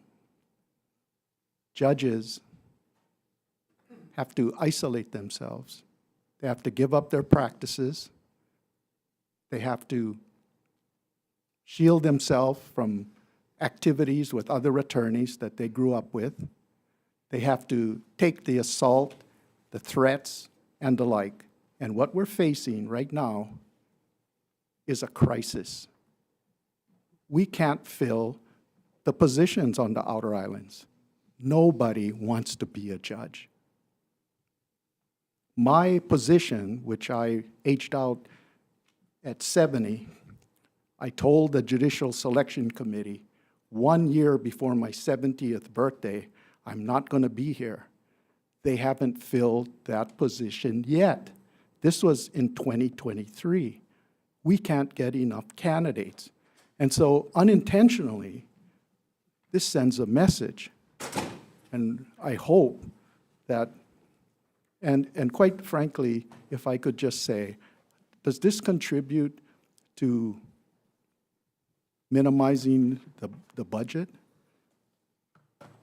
And so I would ask that you support our position, which is to oppose that reduction, keep it as it is, give us that helping hand to recruit good judges to protect the rule of law. Thank you. Thank you very much. Next person that said they wish to testify is Kamakana Kaimuloa, UPW. Welcome. Please proceed. Hello, Chair, Vice Chair, members of the committee. Kamakana Kaimuloa, Government Affairs Manager for United Public Workers. You have our written testimony providing comments. We do strongly support Part 2 of this bill. We believe it could help the employers address the staffing shortages across both the counties and the state. However, we do oppose Part 1 of this bill. You know, we echo the concerns of those before us who oppose that section. You know, the judiciary is critical to safeguarding labor protections, upholding collective bargaining agreements, and enforcing labor standards. We feel that Part 1 actually undermines the stability and integrity of the judicial system. Happy to answer any questions you may have. Thank you for the opportunity to testify. Sure. Thank you very much. Next person that said they wish to testify is Corey Weinberger, West Hawaii Bar Association on Zoom. Good afternoon, Chair, Vice Chair, members of the committee. My name is Corey Weinberger, and I'm the Vice President of the West Hawaii Bar Association. I am just here to echo the concerns that have been raised already by those that are testifying today regarding the provisions that would reduce the retirement benefits for judges. In West Hawaii, we've had a vacancy here on our circuit court that has been open for over 600 days. Judge Kim is there and just explained that we've had not had enough applicants for judicial positions here on the outer islands. I can tell you, as somebody who's very active in our local West Hawaii bar, that the reason that the position had to be advertised 3 times over the course of over a year is because nobody wanted to apply for that position. The pay is just not competitive. It's not a glamorous job.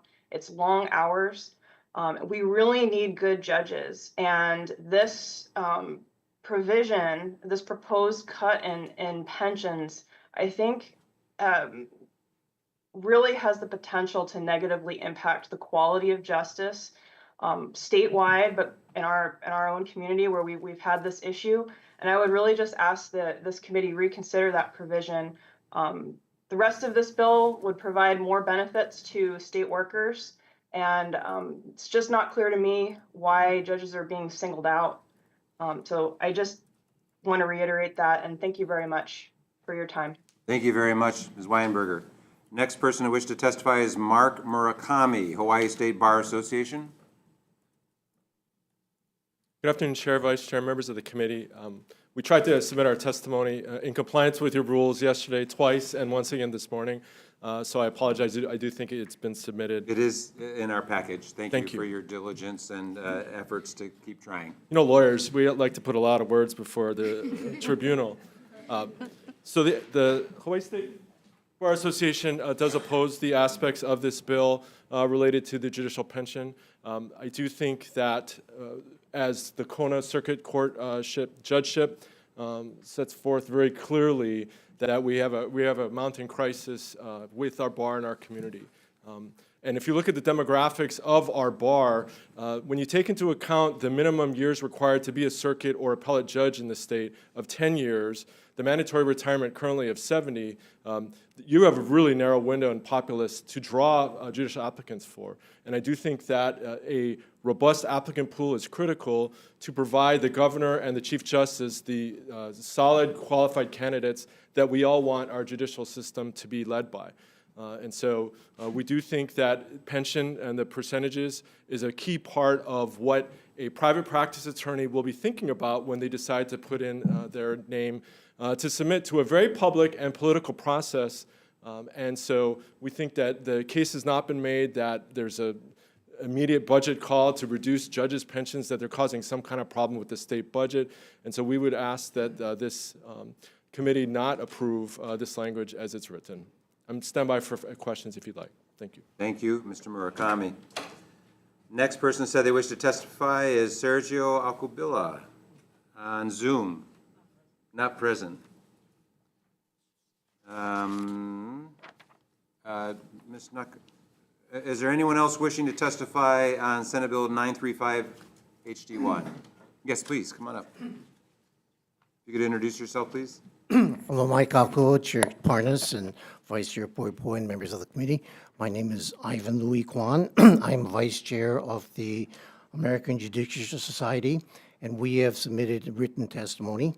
We are deeply concerned with the difficulty that the judiciary is having with recruiting qualified judges. For that reason, we are opposed to the provision that's Part 1 in the bill that would reduce retirement benefits for judges. What is happening in our national government highlights the importance of a qualified and independent judiciary. Of the three branches of government on the national level, it's the judiciary, it's the judges that are standing out to stand up for our rule of law. At the end of the day, a qualified and independent judiciary really requires good, qualified, independent judges. It is our judges at the end of the day who deliver justice to all of our citizens, which is fair, reasoned, and compassionate. It is our judges who strengthen the rule of law. It's our judges who defend our institutions, which are the foundation of democracy.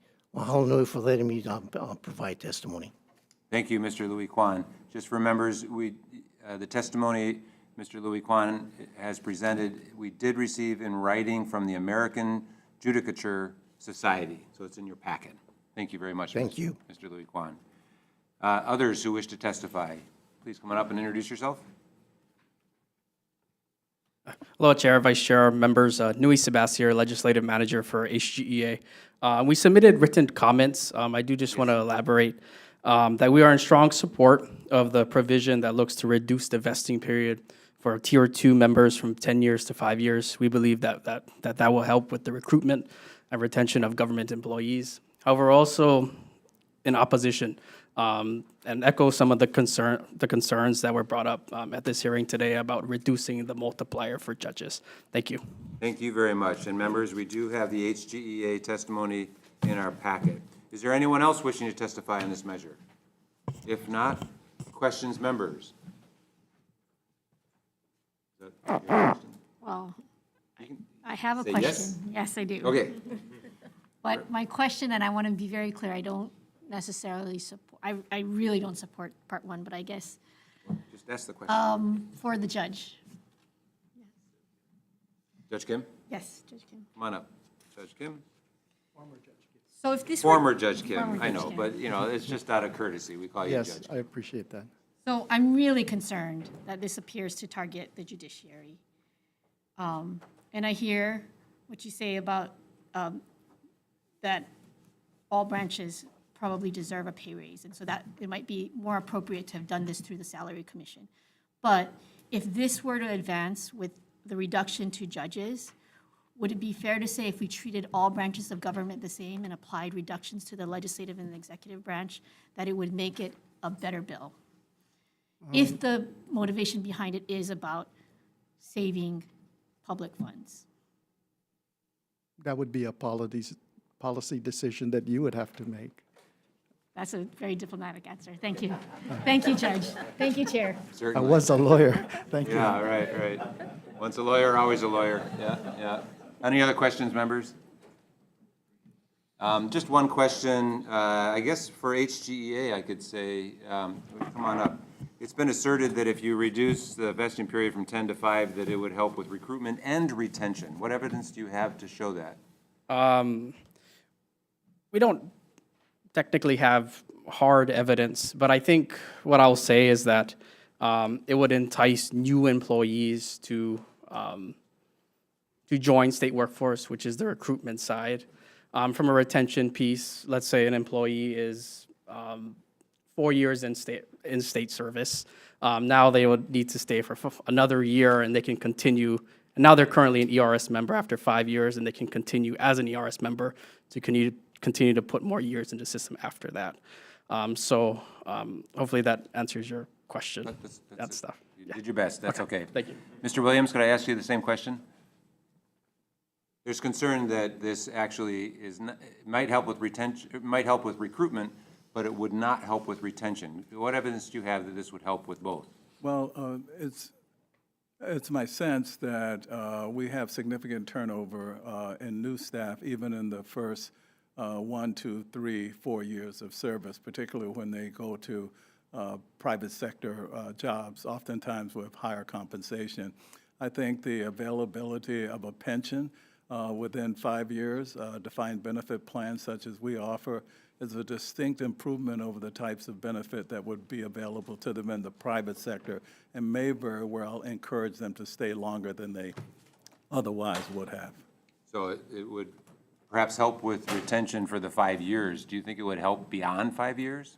I think so, because once an individual has the experience and begins to improve in terms of benefit security, growing each year an additional percentage of pay, we find that once people are in-state employed, they tend to stay because they like the work environment, the challenges, and to some extent the compensation. So I think once in, you're more apt to retain these individuals, but the difficulty is in bringing them into the system in the first instance.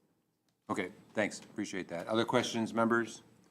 If not, thank you very much to all the testifiers on all these measures. We're going to go ahead and go directly into decision-making on the measures that we heard today, plus a couple that we had deferred to decision-making today. Members, if we'd go to the top of the agenda, Senate Bill 104, Senate Draft 2, House Draft 1, related to corrections. This is the one that restricts the use of restrictive housing in our correctional facilities, both the ones we operate and we contract to operate. As I mentioned to the director, this committee certainly has concerns about the use of restrictive housing, or call it solitary confinement, and we have passed out measures in the past. We've had hearings on them and expressed our concern about them, and this is coming back again. So I will support what the Public Safety Committee has done in moving this bill forward. Would like to do the same. I would recommend we move it forward with some technical amendments. There's some cleanup I want to do. Rather than, so I'd like to make some technical amendments for clarity, consistency, and style. And there's some other technical amendments I just want to explain so it's clear what they are. I want, rather than repeating the phrase, except as otherwise provided in subsection D at the beginning of several paragraphs under subsection A, I'd like to insert that language at the beginning of subsection A so that it applies to the entire subsection. Okay, it's just a different way of crafting it so that it's not so repetitive. On page 10, line 5 to 10, I want to put in clarifying language that this paragraph shall not be interpreted to delay a committed person's scheduled release, because that was a potential interpretation of this. And in no way would I want this paragraph to be interpreted to delay a committed person's scheduled release. On page 11, line 19, the word alternately should be alternatively. And then on page 17, line 19 and 20, there's a term that's used that's restrictive disciplinary or administrative segregation. I'm going to just change that to restrictive housing for conformity across the bill. And then finally, just technical amendments for clarity, consistency, and style. Those are my recommendations, and move this forward to finance. Questions or concerns, members? If not, Vice Chair, for the vote, please. Voting on SB 104 SD2 HD1 with amendments. Chair and Vice Chair vote aye. Representative Bellotti. Aye. Representative Cochran is excused. Representative Hashem. Representative Kahaloa. Aye. Representative Peruso. Aye. Representative Takayama. Aye. Representative Todd. Aye. Representative Garcia. Reservations. Representative Shimizu. Aye. Recommendation is adopted. Thank you. Next measure, Senate Bill 825, Senate Draft 2, House Draft 1, relating to eviction mediation. Good bill. I think this is ready to move forward to finance, and I would just like to make some technical amendments for clarity, consistency, and style. Questions or concerns, members? If not, Vice Chair, for the vote, please. Voting on Senate Bill 825 SD2 HD1 with amendments. Representative Cochran is excused. Are there any noes or reservations? Hearing none, recommendation adopted. Thank you. Senate Bill 1388, Senate Draft 2, House Draft 1, relating to education. I'd like to keep this as the House position that came out of the Education Committee, where we're adding 2 ex officio non-voting members to the School Facilities Authority Board representing the Department of Education and the Board of Education. Keep the defective effective date to move to conference committee. So just technical amendments for clarity, consistency, and style. Questions or concerns, members? If not, Vice Chair, for the vote, please. Voting on SB 1388 SD2 HD1 with amendments. Representative Cochran is excused. Are there any noes or reservations? A no vote for Representative Garcia. Reservations for Representative Shimizu. Recommendation is adopted. Thank you. Senate Bill 423, Senate Draft 1, House Draft 1, relating to the Early Learning Board. On this one, I'd like to just make technical amendments for clarity, consistency, and style. And I want to clarify the language so that I think it's write it a little more clearly, to make it clear that the intent is for at least one voting member to have experience as a local provider of early childhood education and development services. We're just going to change the way it is included in the bill to make sure that it's clear. So we'll do both technical amendments for clarity, consistency, and style, and just make that one revision to make that language clearer, not changing the intent of the language at all. We'll keep the defective effective date as it moved out of Education Committee and move it to conference. Questions or concerns, members? If not, Vice Chair, for the vote, please. Voting on SB 423 SD1 HD1 with amendments. Representative Cochran is excused. Are there any noes or reservations? Hearing none, recommendation adopted. Thank you. Senate Bill 1009, Senate Draft 2, House Draft 1. I would like to move this forward with by adopting the amendments from Appleseed and also including some language. It was brought to my attention that it's not in statute, that there's nothing in statute that would provide the Department of Accounting and General Services the flexibility of not ticketing a vehicle based on an inoperable EV charging station. The last committee, it sounded like Dags was saying that they had the authority, but afterward they said, oh, we really don't. So I would like to add, insert language as follows, adding a new subsection C to section 291-72 that reads, subsection C, notwithstanding subsection A, no fine may be imposed on a person parking in a space designated and marked as reserved for electric vehicles if the electric vehicle charging system within the space is visibly inoperable or broken as determined by an enforcement officer upon visual inspection at the time of citation issuance. The enforcement officer shall document the inoperability of the charging system in their report, end quote. So that would be added to 1009, Senate Draft 2, House Draft 1. That's the only, and I would keep the effective date in there for now. I'll move this to finance. Questions or concerns, members? If not, Vice Chair for the vote, please. Voting on SB 1009 SD2 HD1 with amendments, Representative Cochran is excused. Are there any noes or reservations? Hearing none, recommendation adopted. Thank you. Moving on to the next measure, Senate Bill 662, Senate Draft 1, House Draft 1, relating to transportation. I'd like to move this forward to finance with technical amendments for clarity, consistency, and style. Questions or concerns, members? If not, Vice Chair for the vote, please. Voting on SB 662 SD1 HD1 with amendments, Representative Cochran is excused. Are there any noes or reservations? Hearing none, recommendation adopted. Thank you. Next measure, Senate Bill 1667, Senate Draft 2, House Draft 1. This really needs work, so I'm proposing that we delete section 2, 3, and 4, make some technical amendments for clarity, consistency, and style. I would also like to, I would like to codify sections 5 to 8 in the Hawaii Revised Statutes. I would, in section 5, page 7, line 6, change January 1st, 2027 to July 1st, 2027. Give the judiciary a little more time to prepare their system to deal with any increase in number of these automatic speed enforcement systems. In section 6, page 8, line 12, change from January 1 to 2027 to July 1, 2027. And then in section 7, page 8, line 20, change from 6 months to 12 months. And then I would like to also, on page 2, line 6, the words or more should be inserted after the word to, so it would be 2 or more. Page 4, line 5, I want to amend the existing language to clarify that the penalty applies for a suspension that occurs within 5 years of a prior suspension under this section. Oh wait, no, we don't need that. We're taking that out.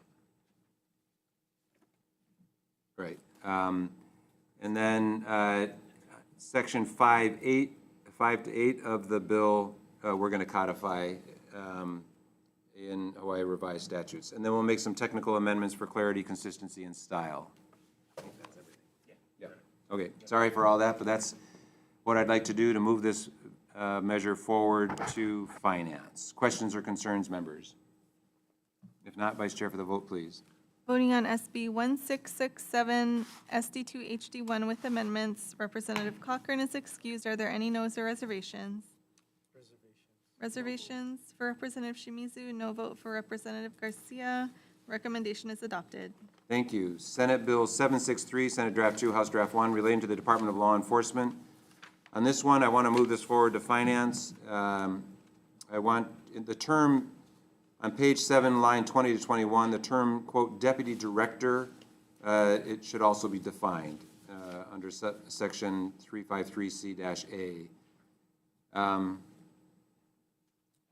And on page 7, lines 2 and 7, the references to Department of Agriculture should be changed to deputy director to conform with language in other parts of the bill.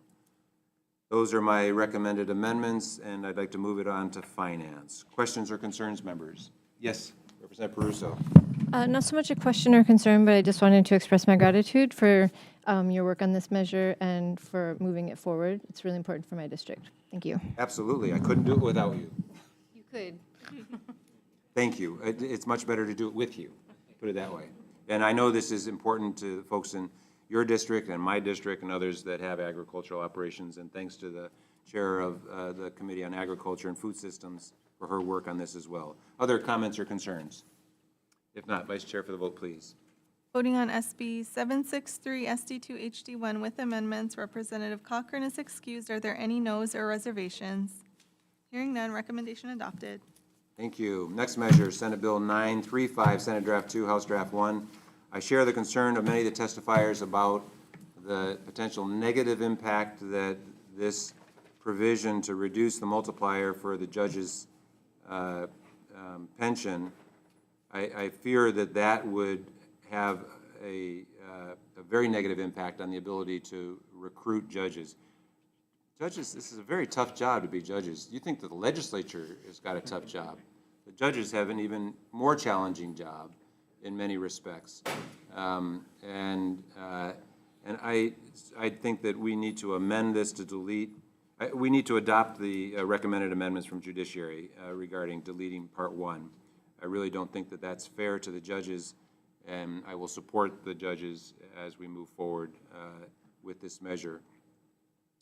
I would also like to make a couple of changes too that are more technical changes. On page 9, line 15, sheriffs and deputy sheriffs should be included in one of these preceding paragraphs for this amendment.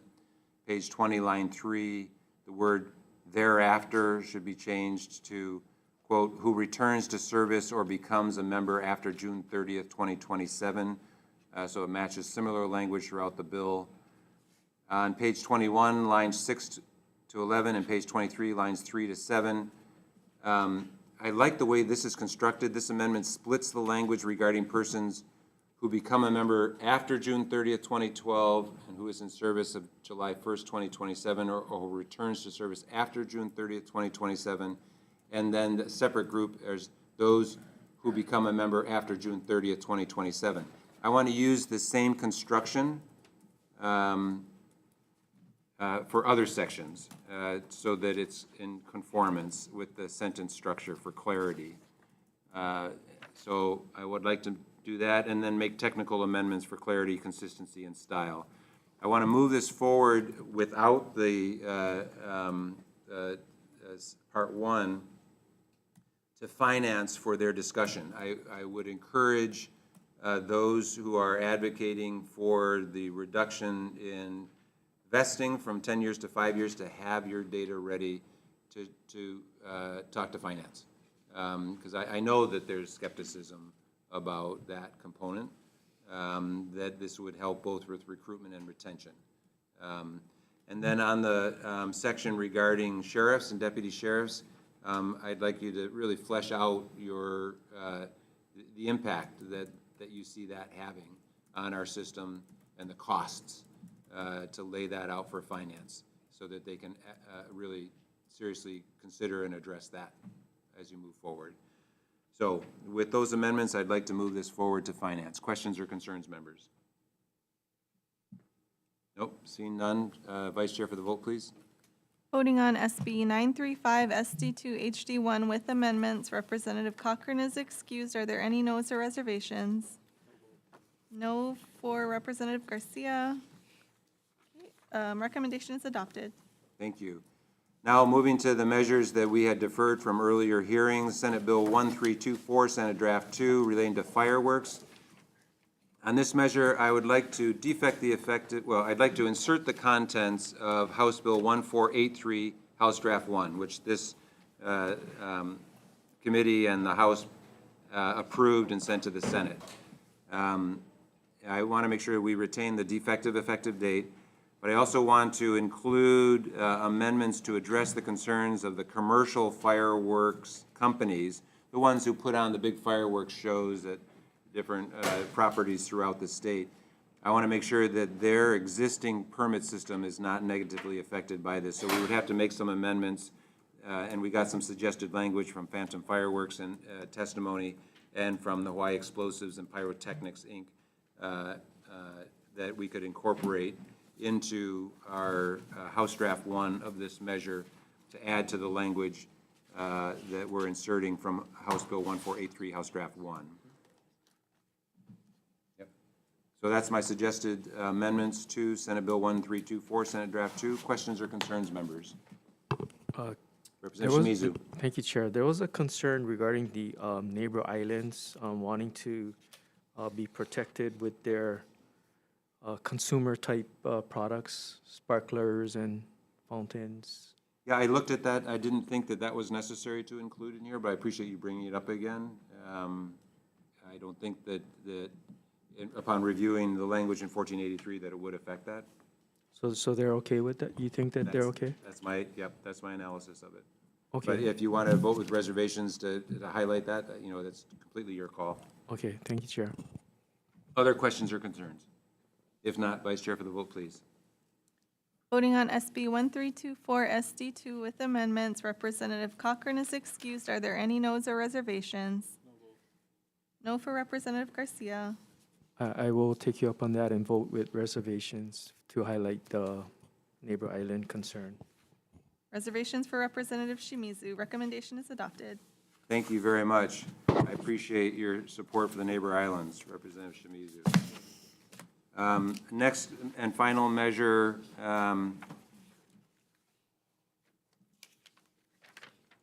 Senate Bill 694 relating to detention of minors. And this, we needed to do some more homework on this because we wanted to make some additional conforming amendments to subsection L to effectuate the purpose of the bill.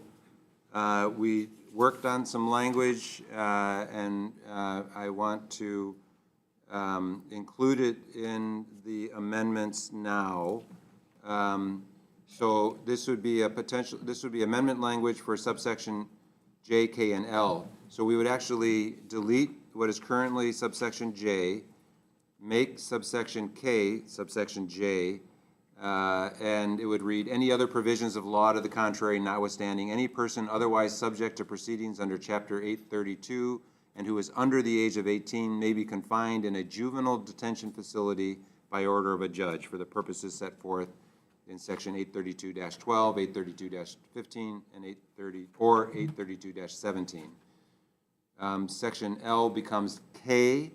Number 1 is a new language. A minor may temporarily be held for processing or while in transit to court in an adult jail or lockup in a county that does not have a juvenile detention facility if A, the minor is separated by sight and sound from adult inmates, and B, the minor is held no longer than is necessary to be transported to court or the nearest juvenile detention facility. What was 1 becomes 2. I mean, what was L now is K2. And in here, we're just making a couple of small changes, but let me read it. I'll read the final version of it with the small changes we made so it's clear. The Department of Human Services, through the Office of Youth Services, shall certify police station cell blocks and community correctional centers that provide sight and sound separation between minors and adults in temporary secure custody pursuant to subsection 1. Only cell blocks and centers certified under the subsection shall be authorized to temporarily hold juveniles pursuant to this subsection. And the Office of Youth Services may develop sight and sound separation standards, issue certifications, monitor and inspect facilities for compliance, cite facilities for violations, withdraw certifications, and require certified facilities to submit data and information as requested.